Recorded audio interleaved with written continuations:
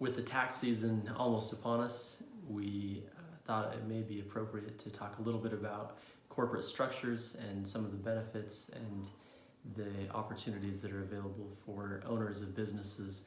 One of the things to consider, obviously, when you're setting up an entity and determining how you're going to be taxed is the implications for taxes. And so one of the things that you want to look at is an LLC, which has an ease of operation, has a little bit easier way to function as far as corporate formalities go. You can have that taxed several different ways. You can have it taxed as a partnership so that you just receive a flow-through benefit. You can have it taxed as an S corporation, which we'll talk about in just a second, but is also a flow-through type of situation. And then you can also be taxed as a C corporation if there are tax advantages for the C corporation, which usually have situations where you have lots of expenses, you have lots of equipment and things that you can depreciate down and take advantage of that way.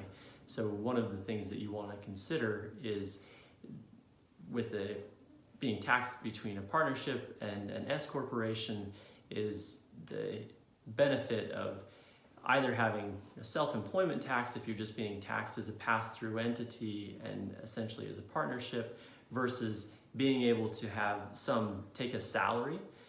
In an S corporation, you can take a salary and then you can receive the rest of the funds as a distribution, and the IRS just looks back to see if the salary that you're taking is, quote unquote, reasonable. And so you could have a relatively lower salary and then be able to take larger distributions as long as that salary is reasonable, and you're going to save anywhere from 12 to 14% on your taxes versus just having it taxed as a pass-through entity as a partnership. So that's something that you would want to consider and something that could be advantageous to you in setting up the business.